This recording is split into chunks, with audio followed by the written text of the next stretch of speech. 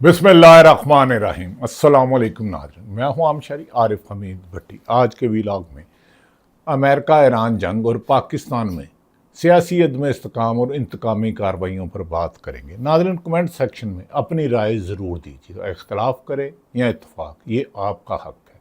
आपकी राय हमें हकीकी अवामी हालात पर गौर करने पर मुतवज्जो कराती है। नाज़रीन, कहा जाता है कि निज़ाम सारा नंगा हो चुका है। इलेक्शन वो होते हैं जिसमें आवाम, आप लोग, जो वोटर होता है वोट डालता है, उसमें पोलिंग एजेंट होते हैं, प्रिजाइडिंग अफसर होते हैं, फिर जो नताइज आता है उसको जीतते हैं। सिलेक्शन ये कराते हैं कि 4, 5, 10 लोग इलेक्शन लड़े एक सीट पर। एक जमात के हाथ बांध दो, 2 जमातों को फ्री छोड़ दो। एक के हाथ बांध दो, मुंह पे टेप लगा दो, आंखें बंद कर दो और दूसरों को धांधली करने का मौका दे दो। ये इलेक्शन ही ये सिलेक्शन होते हैं। और गिलगित बल्तिस्तान से ऐसी खबरें आ रही हैं। गुज़श्ता रोज़ से पहले तहरीक इंसाफ खैबर पख्तूनख्वा के प्रेसिडेंट यानी कि सदर KP के जुनैद अकबर खां को गिलगित बल्तिस्तान पुलिस ने गिरफ्तार कर लिया। गिरफ्तार करने के बाद सुबह बदर कर दिया। बदकिस्मती के गुज़श्ता रोज़ साबिक़ स्पीकर कौमी असम्बली असद कैसर जो PTI के दौर में, इमरान खान के दौर में स्पीकर कौमी असम्बली थे, वो जब गिलगित बल्तिस्तान जाने लगे इलेक्शन मुहिम के लिए तो ट्रैफिक ब्लॉक कर दी गई। ट्रैफिक ब्लॉक किस तरीके से की गई कि मुस्लिम लीग नून के काबिल एहतराम ख्वाजा साद साहब, जो साबिक़ वफाकी वज़ीर है, उन्होंने भी सख्त ट्वीट किया कि अब कोई बहाना ना डालें। जबकि पीपल्स पार्टी की क़यादत और नून लीग की क़यादत वहाँ इलेक्शन कैंपेन कर रही है, जो उनका हक है। क्या PTI को इलेक्शन कैंपेन से रोकना इलेक्शन में शक व शुबात को यकीनी नहीं बनाते कि ये धांधली करना चाहते हैं? फिर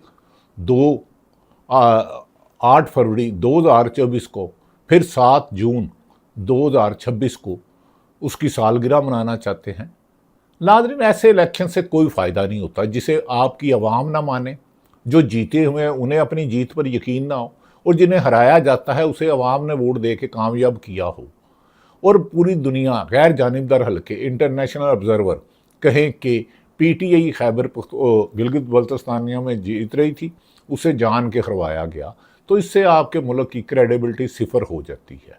हुक्मरान कोई भी हो, चाहे धांधली पीपल्स पार्टी के ख़िलाफ़ हो, जमात इस्लामी के ख़िलाफ़ हो, MQM के हो, नून के ख़िलाफ़ हो, पाकिस्तान तहरीक इंसाफ PTI के ख़िलाफ़ हो, धांधली है, ऐसे इलेक्शन से बेहतर है कि अवाम का अरब रुपया ज़ाया ना किया जाए।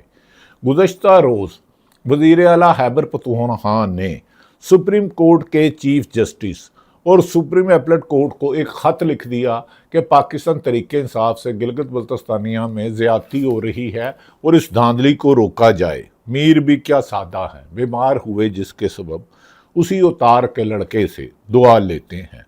नाज़रीन, इस शेर में कोई आगे पीछे हो जाए तो मुझे माफ़ कर दीजिएगा। आजकल हालात नासाज। शेर अफरीदी ने खत लिखा है सुप्रीम कोर्ट के चीफ जस्टिस मोहतरम यहिया बुखारी और सुप्रीम अपीलेट कोर्ट के सरबराह को। उन्होंने लिखा, गिलगित बल्तिस्तानिया में आज़ाद, शफाफ और मुनसिफाना इंतखाबात के लिए अदालती मुदाखलत की दरख्वास्त की है एक सूबे के वज़ीर आला खैबर पख्तूनख्वा के शेर अफरीदी ने। उन्होंने कहा, सियासी जमातों की सरगर्मियों पर पाबंदी है, कारकुनों और क़यादत को हरासा किया जा रहा है, डराया जा रहा है। सियासी इज्तिमात और इंतखाबी मुहिम में रुकावट में इंतखाबी अमल की शफाफियत ख़तरे में पड़ चुकी है। ख़तरे में तो थी मेरे मोहतरम, ख़तरे से बाहर लाना इसको काम है। ख़तरे में तो हुक्मरान डालते रहते हैं, चाहे आज के हो चाहे माजी के हो। हर कोई जब इक़्तिदार में होता है धांधली के लिए ज़ोर लगाता है और ये नहीं सोचता कि कभी अपोजिशन में भी होगा और उसके ख़िलाफ़ धांधली होगी तो कैसे सीख पा होगा। उन्होंने कहा, इंतखाबी मुहिम में रुकावटें, इंतखाबी अमल की शफाफियत ख़तरे में पड़ चुकी है। अदालत से गैर कानूनी गिरफ्तारियाँ, यानी कि जो उसको जुनैद अकबर खां PTI खैबर पख्तूनख्वा के सदर को किया गया था, उन्होंने उस तरफ इशारा कि गिरफ्तारियाँ और हरासानी रोकने की इस्तदा की है। तमाम सियासी जमातों को बराबर के मौके मिलने चाहिए। शफाफ इलेक्शन तो इसी को कहते हैं, लेकिन शफाफ इलेक्शन कराना हो तो फिर इसको कहते हैं ना।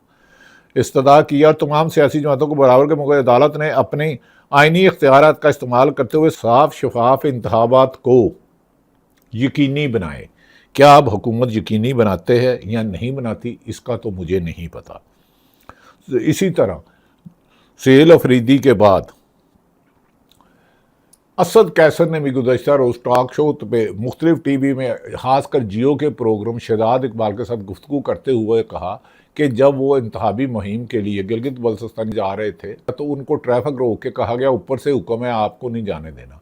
इस पर पता चला कि साबक मुस्लिम लीग नून के साबक वफाकी वज़ीर ख्वाजा साद रफ़ीक साहब जो लाहौर से इस दफ़ा कामयाब नहीं हो सके, उन्होंने भी कहा कि मुझे जान के एयर ब्लू की फ़्लाइट पहले कर दी गई, रास्ता बंद किया गया, बहाना ना लगाना कि दहशत गर्दी है। नाज़रीन, जब आप हुक्मरान जमातों से इस किस्म की वादे आने लगे, जब इलेक्शन को गैर जानिबदार हलके कहें कि ये धांधली हो रही है, तो ऐसे इलेक्शन मुतनाज़ा इलेक्शन कहलाते हैं, और मुतनाज़ा तो कोई चीज़ भी नहीं चलती। शफाफ इलेक्शन हुकूमत की जिम्मेदारी है और इलेक्शन कमीशन की जिम्मेदारी है। अफसोस कि जब इलेक्शन कमीशन ही पार्टी बन जाए किसी भी इलेक्शन में, तो फिर शफाफ इलेक्शन की ख्वाहिश तो हो सकती है, साफ इलेक्शन का होना मुमकिन नहीं है। नाज़रीन, अफसोस के इस बात पर कि हमारे हुक्मरानों को ये समझ ही नहीं आई कि इस तरह दो पहले 18 के इलेक्शन में भी जब इमरान खान जीते, यकीनन मुस्लिम लीग नून ने इल्ज़ाम लगाया, 13 में जीते तो आसफ अली जरदारी ने इल्ज़ाम लगाया कि ये RO के इलेक्शन है, ये RO के इलेक्शन है, 8 पे भी लगा। इसी तरह 24 में तो पूरी दुनिया कह रही, इंटरनेशनल ऑब्जर्वर कह बैठे, इंसानी हकूक़ की तंजीमें कह बैठी, यूरोपीय यूनियन कह बैठी कि इलेक्शन धांधली ज़दा हैं। लेकिन ऐसे नंगे और बरहना निज़ाम की बजाय आप इलेक्शन कराए ही ना। आवाम का अरबों रुपया क्यों लगाते हैं? लोग जलसे जुलूसों में जाते हैं, उम्मीदवार अपनी कैंपेन घर घर डोर टू डोर जाते हैं, जलसे करते हैं, रैलियाँ करते हैं, जुलूस करते हैं, लेकिन एक तरीके इंसाफ कह रही है कि उन्हें दीवार से लगाया जा रहा है। तो अब मैंने गुजारिश किया कि अपनी कमेंट सेक्शन में ज़रूर राय दीजिएगा। आपके अगर अजीज़ दोस्त रिश्तेदार गिलगित बल्तिस्तानिया और आज़ाद जम्मू कश्मीर में हैं, तो क्या वो कह रहे हैं कि तरीके इंसाफ के ख़िलाफ़ धांधली की जा रही है? तरीके इंसाफ की क़यादत कहती है, सलमान अकरम राजा कहते हैं कि हमें कंपेन नहीं चलाने दी जा रही, हमारे उम्मीदवारों को हरासा किया जा रहा है, घरों में छापे मारा जा रहा है, जबकि मुस्लिम लीग नून और पीपल्स पार्टी की लीडरशिप की बेशतर हिस्से वहाँ कंपेन चला रहे हैं, उन्हें प्रोटोकॉल दिया जा रहा है। अपोजिशन लीडर KP के उधर गए तो उन्हें VVIP प्रोटोकॉल दिया गया, जबकि तरीके इंसाफ के वज़ीर आला को ये धमकी देना पड़ी कि अगर हमारे अरकान असम्बली जुनैद अकबर खां और दूसरे लोगों को रिहा ना किया गया तो वो खुद आकर एहतजाज करेंगे। हर बात में एहतजाज मुनासिब नहीं होता, लेकिन जितनी दफ़ा धांधली करोगे एहतजाज तो होगा। जहाँ दर्द होती है, वहाँ जहाँ तकलीफ़ होती है, वहाँ दर्द तो होगी। नाज़रीन, ये भी कहा जा रहा है कि बाद के अमीर मकाम साहब के साहबजादे जो मुस्लिम लीग नून के गालबन एडवाइज़र है, इलेक्शन तो हार गए थे, जब गिलगित बल्तिस्तानिया गए तो उन्हें प्रोटोकॉल दिया गया और PTI के रहनुमाओं को इलेक्शन कैंपेन चलाने की इजाज़त भी नहीं। लेकिन अवाम का जमे गफ़ीर जहाँ PTI का उम्मीदवार जाता है, इमरान खान का उम्मीदवार जाता है, याद रखें कि PTI ने इस इलेक्शन में आज़ाद जम्मू कश्मीर में या गिलगित बल्तिस्तानिया में जिसका इत्तेहाद किया, उसकी जमात का सैंपल भी, उसका निशान भी छीन लिया गया। अब नाज़रीन, दूसरी तरफ आ जाते हैं कि सलमान अकरम राजा ने वाशगाफ लफ्ज़ों में कहा है कि ये जो धांधली के रिकॉर्ड कम कर रहे हैं, जो तरीके इंसाफ को दीवार के साथ लगाया है, इसका इन्हें एक दिन तो जवाब दे होना होगा। उन्होंने कहा इस तरह की धांधली के रिकॉर्ड माजी में नहीं मिलते। नवाज शरीफ नौजवानों को तरक्की खुशहाली की तरफ ले गया है और इमरान खान न्याजी को आज भी नवाज शरीफ जीती हुई जमात के सरबराह हैं, यानी कि मुस्लिम लीग जिसका नतीजा ऐलान किया गया फार्म 47 के मुताबिक। लेकिन क्या दूसरी तरफ तरीके इंसाफ के इस तरह धांधली जैसे 2018 को 24 के इलेक्शन में धांधली की गई थी? असद कैसर ने शहजाद इकबाल के प्रोग्राम में क्या कहा, आप उन्हीं की ज़ुबानी सुन लें। ये साबिक स्पीकर हैं और ये पाकिस्तान के KPK के रिहायशी हैं। क्या गिलगित बल्तिस्तानिया जाने से इन्हें वीज़ा लेने की ज़रूरत है? ये इंतखाबात फ्री एंड फेयर हो और इलेक्शन कमीशन वो इलेक्शन कमीशन हो जो सबका मुत्तफ़िका हो, जिसमें तमाम पॉलिटिकल पार्टीज को एतमाद हो कि ये election commission free and fair election कर सकेगा, वो तब मुल्क आगे बढ़ सकेगा। देखो, हमारे पास ऑप्शन बहुत है, मतलब ये हम देख रहे हैं कि नहीं हुआ तो फिर हम सिस्टम से निकल जाएंगे, हमारे पास कोई रास्ता नहीं निकलेगा कि हम सिस्टम से निकल जाए। फिर ठीक है, सिस्टम से निकलने से क्या मुराद है असद कैसे साहब? कि आप जो भी इसी बना दे सकते हैं, फिर शायद हम जो है ना इस सिस्टम का हिस्सा ही नहीं रहेंगे। हम कोशिश कर रहे हैं कि जो हमारा स्पेस है हमें कानूनी और आईनी हक दिया जाए, हमें जो हमारा ड्यू मतलब हमने मैंडेट दिया है उस मैंडेट को रिस्पेक्ट किया जाए जी। अगर नहीं किया जाता उस जबरदस्ती तो हम कोई भी डिसीजन ले सकते हैं। लेकिन इससे अगर मुराद ये है कि आप कौमी असेंबली से सेनेट से इस्तीफा दे देंगे या केपी असेंबली खत्म कर देंगे, तो ये तो आपने 2022 में भी किया था, उसके कोई अच्छे नतीजे तो नहीं आया आपके पास, फायदा नहीं उल्टा नुकसान ही हुआ उससे भी।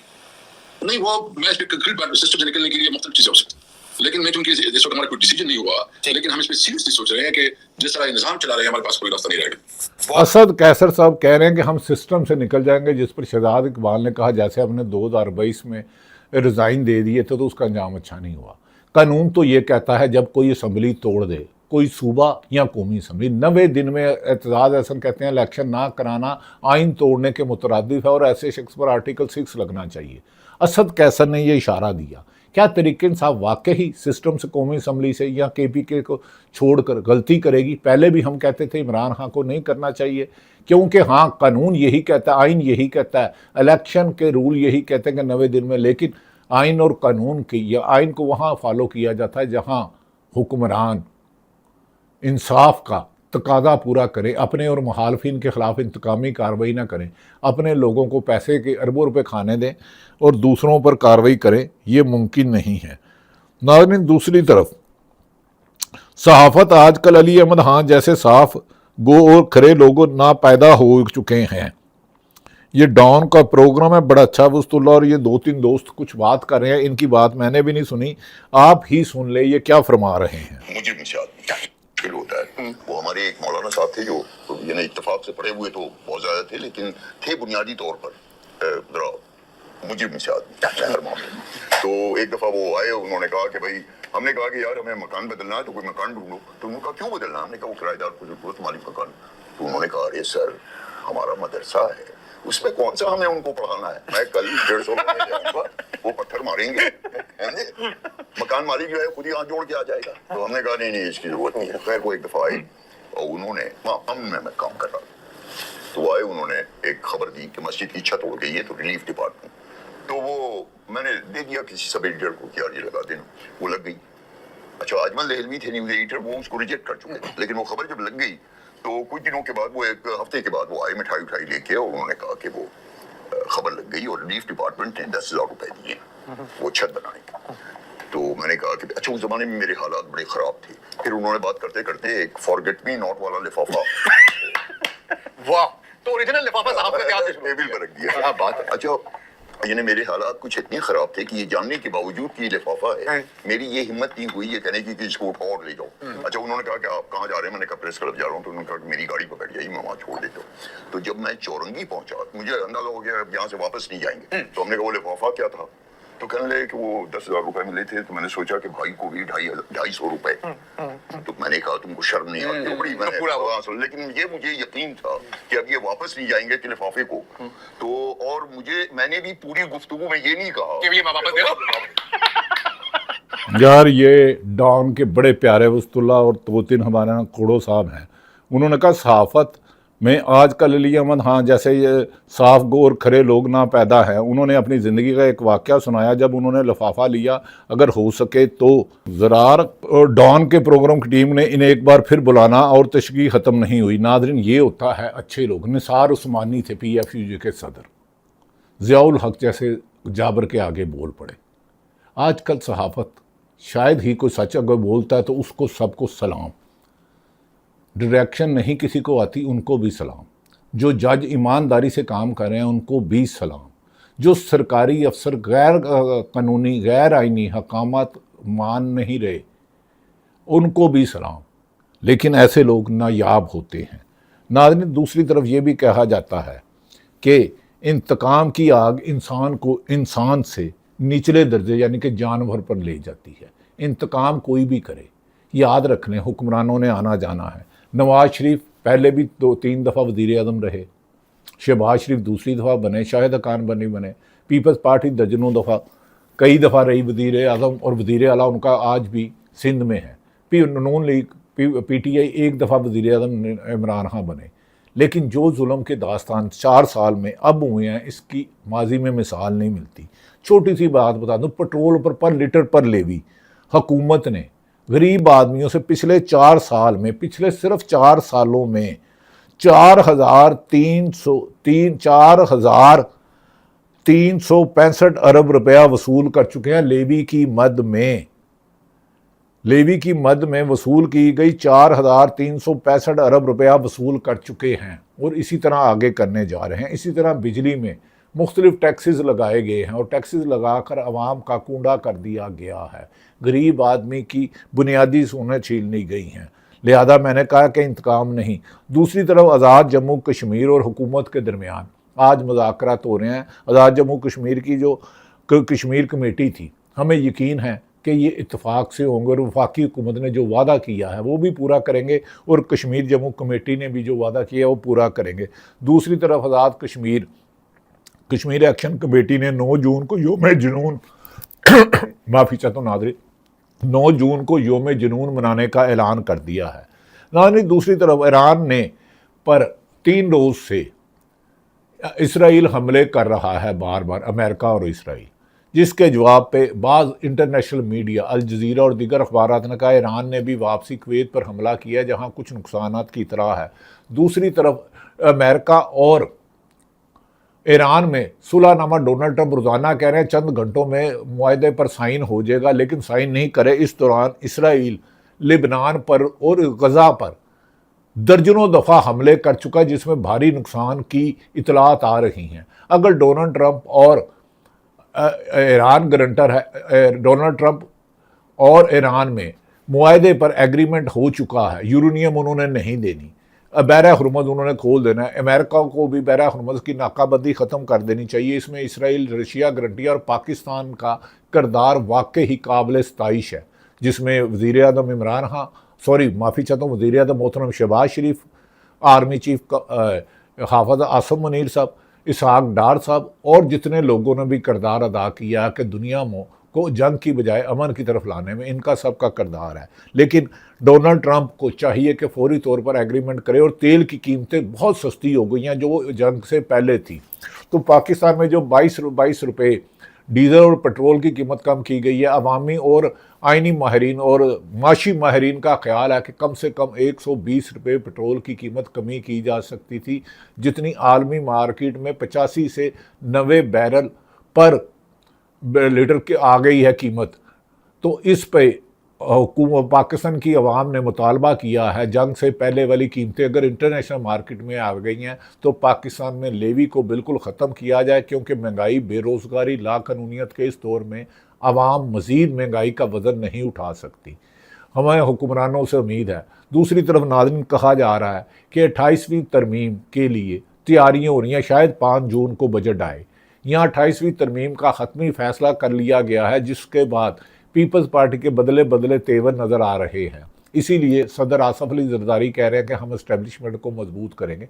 इस्टेब्लिशमेंट अल्हम्दुलिल्लाह हमारी मजबूत है, उसे आइन और कानून के मुताबिक अपने मुल्क की हिफाजत करनी आती है। पिछले साल 2025 में 10 मई में जैसे भारत को जवाब दिया था कि उनके 9 या 10 या 7 जहाज़ मार गिराए थे। हाँ, पाकिस्तान में आइन और कानून की हुक्मरानी की ज़रूरत है। इंतकामी कार्रवाइयों के ख़त्म होने के, माशी तबाही और सियासी तबाही जो कर दी गई है, इसको इंसाफ के तराजू से तोलेंगे तो मुल्क खुशहाल होगा।